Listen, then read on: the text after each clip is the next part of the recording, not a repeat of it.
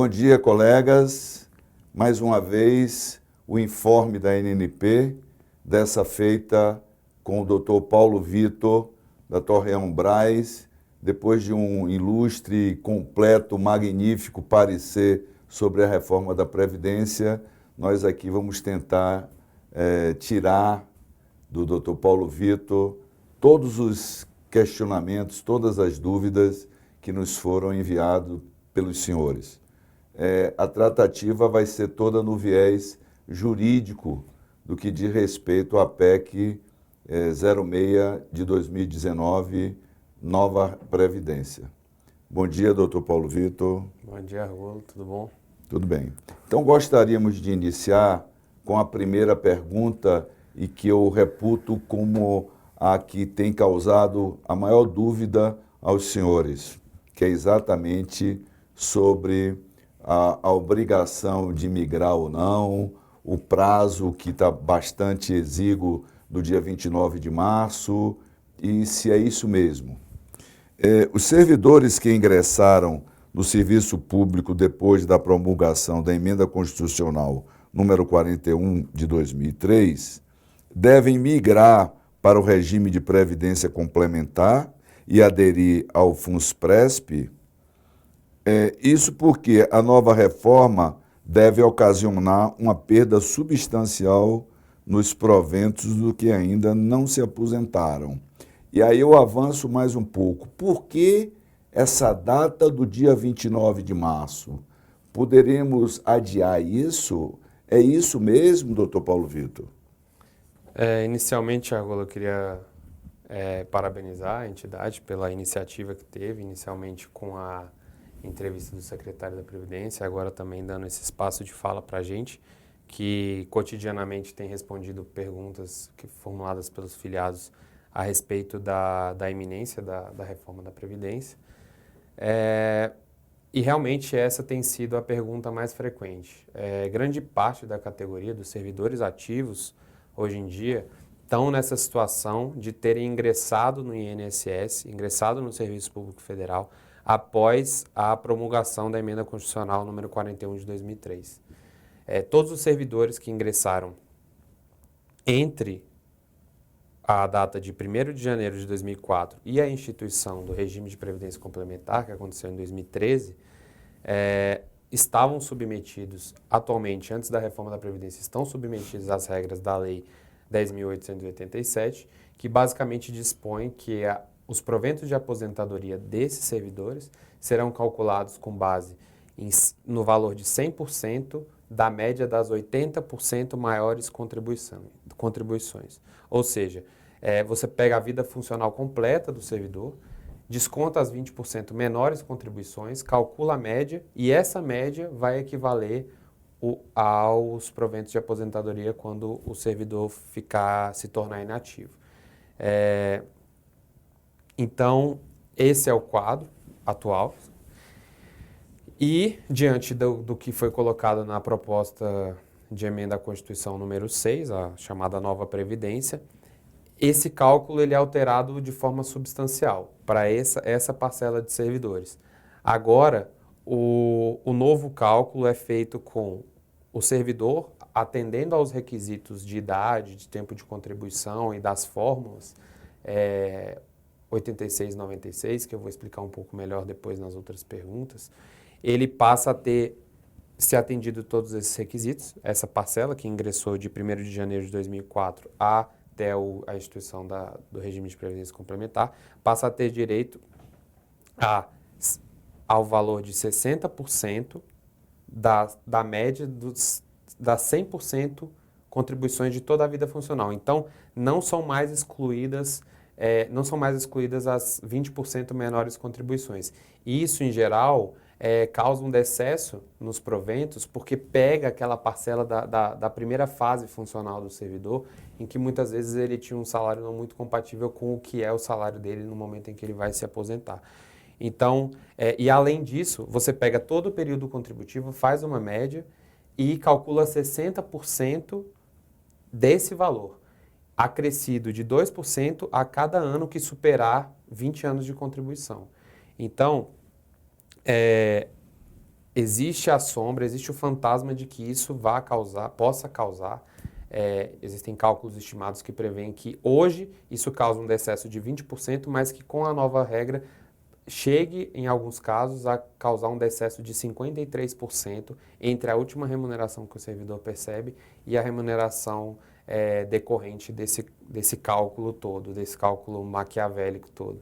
Então, aí surge essa questão da dúvida. Os servidores devem ou não migrar para o FUNPRESP. A gente sempre tem a cautela de não vender soluções, porque é muito complicado para outras pessoas definir qual é a regra de aposentadoria mais vantajosa, ainda mais diante desse cenário de incertezas, né, de várias alterações. Mas, se a gente for fazer uma análise global das reformas que têm sido feitas, principalmente desde a emenda 20 de 98, nesses últimos 21 anos, que vão se completar daqui a pouco, a gente está passando agora pelo que seria a quinta reforma da Previdência. A gente teve a primeira com a emenda 20, a segunda com a emenda 41 de 2003, a terceira com a emenda 47 de 2005, a quarta com a instituição do regime de previdência complementar, que ocorreu em 2013, e agora a gente vai para essa quinta. E qual é a tendência, Rolo, que tem sido traçada? É uma equiparação entre regimes. Realmente, o regime de previdência, o regime próprio de previdência social, ele tem cada vez mais caminhado para se igualar ao que é o regime geral de previdência social. Então, nasce um questionamento. Se cada vez mais esse pessoal que ingressou depois de 1º de janeiro de 2004 tem sido achatado, com essas reformas tem cada vez mais aumentado as alíquotas de contribuição, tem cada vez mais aumentado o tempo de contribuição, né? A idade, os pedágios, aquelas fórmulas, 85,95, agora 86,96, cálculos cada vez mais difíceis. É realmente vantajoso ficar nisso? Ou talvez seja interessante migrar para um novo regime, para esse regime de previdência complementar, que é a tendência que se coloca, a gente não pode negar que fazendo uma análise sistemática, essa é a tendência da Previdência, do servidor público. Muitos servidores têm optado por mudar, por ter feito essa análise, mas de toda sorte é muito relevante que as pessoas façam uma análise do seu período contributivo, que as pessoas procurem os mapas de tempo de contribuição para verem as remunerações que tiveram e tudo mais, para poder ter o maior número de subsídios possível para tomar uma decisão que certamente é uma decisão muito relevante para a vida não só dos servidores, mas das suas famílias. Em relação ao ponto que você colocou do prazo, desse prazo exíguo de migração... o dia 29 de março. O dia 29 de março. O que significa esse prazo? Esse prazo não é o prazo final para a migração. Ele é o prazo final para que, diante da migração, o servidor faça jus ao benefício especial. O que é o benefício especial? O benefício especial é uma forma que o governo, que a União, encontrou para compensar o servidor, esse servidor que muitas vezes contribuiu durante um grande tempo com percentuais maiores, porque o percentual agora do regime de previdência complementar, ele é sobre o teto do RGPS e tal, é uma contribuição, é uma exação tributária menor. Para que haja essa compensação, a União fala, já que você contribuiu muito tempo da sua vida funcional com uma alíquota muito alta, sobre um valor muito alto, porque naquele momento a expectativa era de que os seus proventos fossem maior, a gente vai dar o benefício especial, que é calculado de acordo com a lei, que a cada ano de contribuição a pessoa recebe uma vantagem, pecuniária, uma compensação, para que seja acrescentado ao Fundo de Previdência Complementar. Então, esse prazo é para fazer jus ao benefício especial. Acho que, em geral, esse é o panorama. Eu até me alonguei mais, porque realmente essa é a pergunta, talvez seja a pergunta mais importante hoje para os servidores ativos. E, de toda sorte, eu queria encaminhar já na resposta à primeira pergunta, a importância desse tema para os servidores ativos, para os aposentados, para os pensionistas, para toda a categoria e, portanto, a necessidade de que vocês façam a leitura do parecer que foi elaborado pela doutora Débora, da equipe do nosso escritório Torreão Braz Advogados, que é um parecer de 82 páginas que busca Dirimir toda dúvida. eliminar qualquer dúvida, prestar todos os esclarecimentos jurídicos em relação a isso. Doutor Paulo Vitor, como um servidor que ingressou no INSS após a promulgação da emenda constitucional número 41 de 2003 fará jus à integralidade e à paridade remuneratória? Essa pergunta é muito importante, Argolo. Também é uma das mais recorrentes. O que acontece? A emenda constitucional 47 estabeleceu que todos aqueles que ingressaram até 31 de dezembro de 2003, que foi a data da promulgação da emenda 41, fariam jus à integralidade e paridade, ou seja, todo mundo que entrou depois de 1º de janeiro de 2004 já não mais faria jus a essas garantias constitucionais. Qual é a exceção a essa regra? Aquele servidor que ingressou no serviço público em cargo efetivo em data anterior a 31 de dezembro de 2003, que não o cargo do INSS, mas que assumiu o cargo no INSS sem quebra de vínculo. Isso é muito importante. Em continuidade. A solução de continuidade não pode ter acontecido. Então, se o servidor tem um vínculo público anterior que faz sequência com o do INSS, ou seja, em que não há quebra de vínculo, é possível pleitear e será reconhecido o direito a primeira data de ingresso no serviço público nessa linearidade. Vamos para a terceira pergunta, também dando continuação às anteriores. Numa situação hipotética em que o servidor ingressou no INSS no ano de 2005, mas que possuía vínculos públicos anteriores ainda não averbados, que se somados dariam mais de 5 anos. É vantajoso averbar esses tempos para fazer jus à regra da emenda constitucional número 41 de 2003, após a reforma da Previdência, esse servidor terá direito à integralidade e à paridade dos proventos, mesmo não tendo cumprido todos os requisitos para a concessão da aposentadoria até a data da reforma? Então, na linha do que foi respondido na outra pergunta, Rolo, torna-se vantajoso fazer a averbação do tempo se não houve essa quebra de vínculo. Aí sim, se não houve a quebra de vínculo, nesse caso o servidor ingressou em 2005 e tem 5 anos de vínculos públicos anteriores sem quebra de vínculo, ou seja, como se o primeiro ingresso dele remontasse ao ano de 2000, que portanto é anterior à data de 31 de dezembro de 2003. Nesse caso, ele pega a data do primeiro ingresso no serviço público, sem quebra de vínculo, e passa a fazer jus à integralidade e paridade. Só que, se na data da promulgação da emenda ele não tiver os requisitos para se aposentar, com base na integralidade e paridade, ele passa a se submeter às novas regras, que aí a gente vai falar daqui a pouco, as novas regras de transição. Mas isso mesmo que ele ainda não tenha averbado, ou seja, ele tem esse tempo anterior... Sim. Tem a continuidade ao ingresso no INSS, porém ele não averbou até essa data. Sim, sim. Ele tem a garantia da integralidade, terá a garantia da integralidade e da paridade. Sim, porque na verdade ele vai...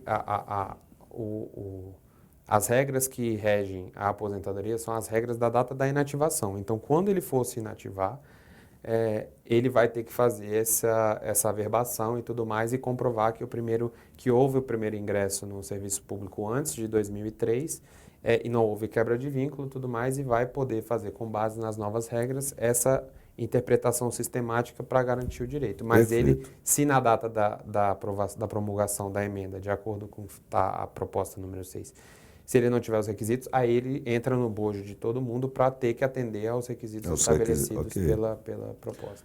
Pois bem, como será a aposentadoria do servidor público federal portador de deficiência? Bom, Argolo, hoje, como é que funciona a aposentadoria do servidor público portador de deficiência hoje? As regras são as seguintes: 25 anos de tempo de contribuição se homem e 20 anos de contribuição se mulher, no caso de segurado com deficiência grave. Nos casos de deficiência moderada, 29 anos se homem e 24 anos se mulher. E nos casos de deficiência leve, 33 anos se homem e 28 anos se mulher. Isso respeitadas as idades mínimas de 60 anos de idade para homem e 55 anos de idade para mulher, independentemente do grau de deficiência. Como é que a PEC número 6 de 2019 trata da questão? Ela passa a estabelecer os seguintes requisitos: são 20 anos de efetivo exercício no serviço público, 5 anos no cargo em que se der a aposentadoria, 20, 25 anos ou 35 anos de contribuição, independentemente do sexo, seguindo a mesma lógica. 20 anos se for deficiência grave, 25 se for deficiência moderada e 35 anos se for uma deficiência leve. E em relação à questão, isso para aqueles que ingressaram no serviço público até a data da promulgação da emenda, né? E com a deficiência já também. Em relação a essa questão, é importante agora que a gente vai começar a falar dos requisitos para a aposentadoria, a proposta de emenda constitucional número 6, ela faz um recorte em relação a todo mundo que está na ativa, que já ingressou no serviço público até a promulgação dela, ela faz um recorte de 3 grupos. O primeiro grupo é aquele que ingressou até 31 de dezembro de 2003, que é quem faz jus à integralidade e paridade. Um segundo grupo que ficou apertado aí no meio é o pessoal de 1º de janeiro de 2004 até a instituição do RPC, do Regime de Previdência Complementar, em 2013, e aqueles que ingressaram no serviço público depois de 2013, que são vinculados ao Regime de Previdência Complementar de forma automática. Então, ela faz esses 3 recortes e, em relação aos servidores portadores de deficiência, eles, a depender de quando eles estiverem inseridos nesses grupos, eles vão fazer jus à integralidade e paridade, ao cálculo desse pessoal do meio, que se eles não fossem portadores de deficiência, seria aquela questão do valor ser equivalente a 60% da média de 100% do período contributivo, mas nesse caso não existe essa limitação dos 60%. No caso dos portadores de deficiência, o valor é 100% da média de 100%, entendeu? Entendi. Então não há esse limitador. E em relação ao pessoal que ingressou depois de 2013, vai ter a questão limitada ao teto do RGPS. Ok. Os servidores que já cumpriram todos os requisitos para se aposentar de acordo com as atuais regras, mas ainda estão na ativa, terão seus direitos realmente preservados como a integralidade e a paridade dos proventos? Então, em relação a esse ponto, a proposta ela traz uma redação muito clara. Todo mundo que reuniu até a data da promulgação da emenda, que reuniu os requisitos para se aposentar de acordo com a legislação vigente em momento anterior, faz jus à aposentadoria a qualquer tempo. Então, a proposta estabelece que a qualquer tempo, mesmo depois da promulgação da emenda, se o servidor, antes da promulgação da emenda, reunia tudo, ele pode se aposentar depois. A qualquer tempo. Isso, exatamente. Em relação a um tema também que vem sido suscitado, do abono de permanência, a legislação também prevê que aqueles que antes da emenda constitucional, da promulgação da emenda constitucional, tiverem reunido os requisitos, eles vão continuar percebendo o abono de permanência, que pode ter alguns critérios, vai poder ter alguns critérios diferenciados de acordo com o que estabeleceu uma lei complementar a ser editada. Se eu atingir a idade mínima para me aposentar, sendo 60 anos se homem, 55 se mulher, independentemente de ter cumprido os demais requisitos, terei meus direitos garantidos como a integralidade e a paridade dos proventos, caso ocorra a reforma da Previdência? Então, Arrulo, repare que essas são as idades previstas atualmente para a aposentação. Como a pessoa, na linha do que foi respondido na pergunta anterior, se ela não tiver adimplido todos os requisitos antes da promulgação da emenda, ainda que ela tenha essas idades, ela passa a se submeter às novas regras para a aposentadoria, que, em geral, como eu coloquei que tem esses 3 grupos, em geral, a regra para a aposentadoria após a promulgação da emenda da nova Previdência passa a ser, em regra, essa aqui, a de 56 anos de idade para mulher ou 61 anos de idade para homem, 30 anos de contribuição para mulher ou 35 anos de contribuição para homem, sendo 20 anos de efetivo exercício no serviço público e 5 anos no cargo em que se der a aposentadoria. E aí traz uma nova fórmula daquelas que já existia, só que agora, ao invés de ser 85-95, é 86-96. Isso. Então, e que isso vai, peço para que as pessoas leiam o parecer, porque vai existindo um escalonamento a partir de 2020, que essa fórmula ela vai sendo acrescida em um ponto para homem e um ponto para mulher, até uma certa limitação. Então, o objetivo da entrevista não é esse, mas eu sugiro que os filiados leiam para ter uma noção melhor sobre essa questão. Em relação ao grupo da integralidade e paridade, além de atender a esses requisitos, eles precisam atender à idade gatilho, que nesse caso muda. Deixa de ser 56 anos para mulher e 61 para homem e passa a ser de 62 anos para mulher e 65 para homem. Então, repare que no caso daqueles que fazem jus à integralidade e paridade, eles têm que atender aquilo, mas além disso, tem que se amoldar a essa idade gatilho. Isso. Como ficará a modalidade de aposentadoria proporcional? Ela ainda existirá? Argolo, a proposta de emenda constitucional número 6 não trata de aposentadoria proporcional. Péssima notícia, péssima interpretação no parecer.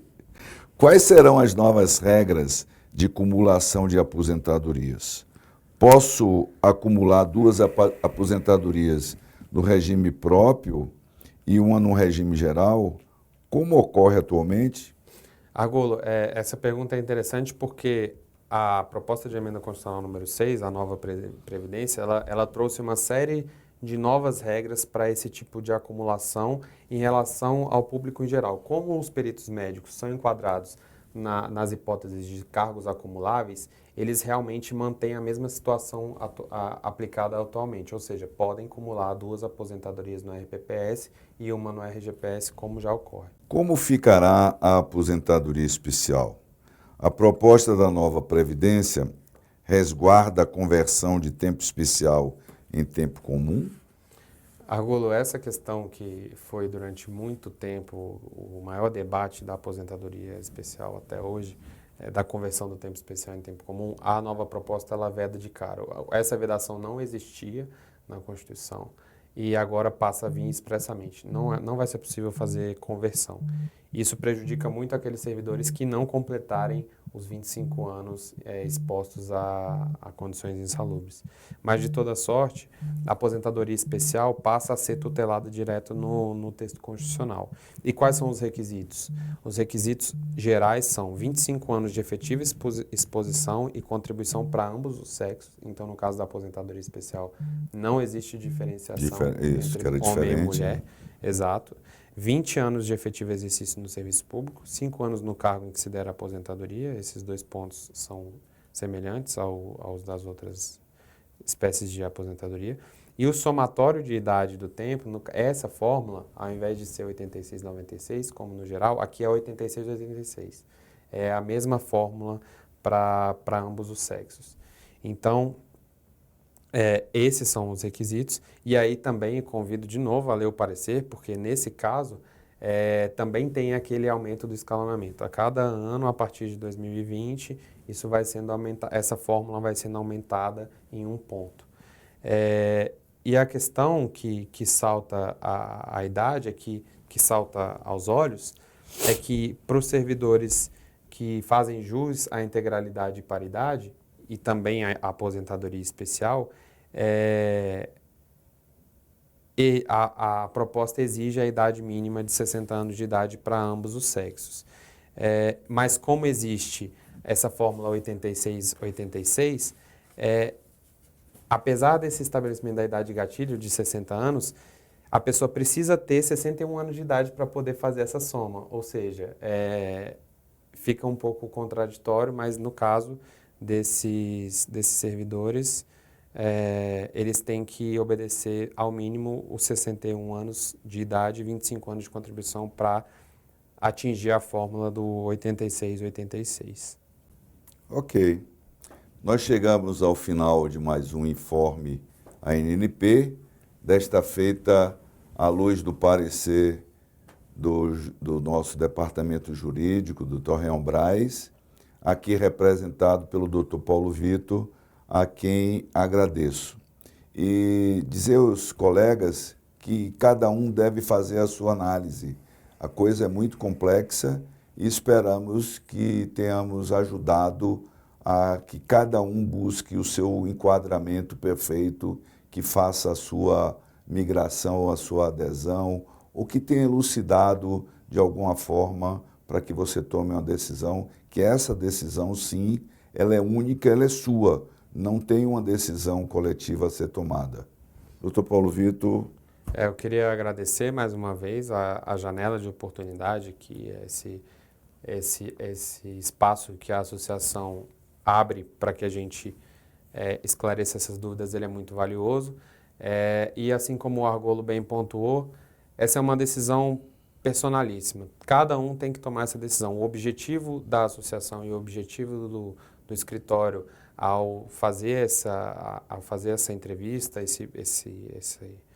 essa tomada de perguntas e respostas é realmente municiar os servidores dessas informações para que, diante dos cálculos que a pessoa faça e diante dessas considerações, possa ter elementos para, com a consciência tranquila, o que tem sido um pouco difícil diante de todas essas alterações, mas que busque uma certa tranquilidade para poder tomar uma decisão que é tão difícil na vida de cada um. Mais uma vez, obrigado, e a gente está sempre à disposição para atender a entidade e os seus filiados. Lembrando a todos que o canal do Torreão Braz, através do e-mail da gerência, continua aberto para questionamentos pessoais no que tange ao enquadramento da escolha de cada um dos senhores. Muito obrigado, Dr. Paulo Vitor, Obrigado. e até a próxima.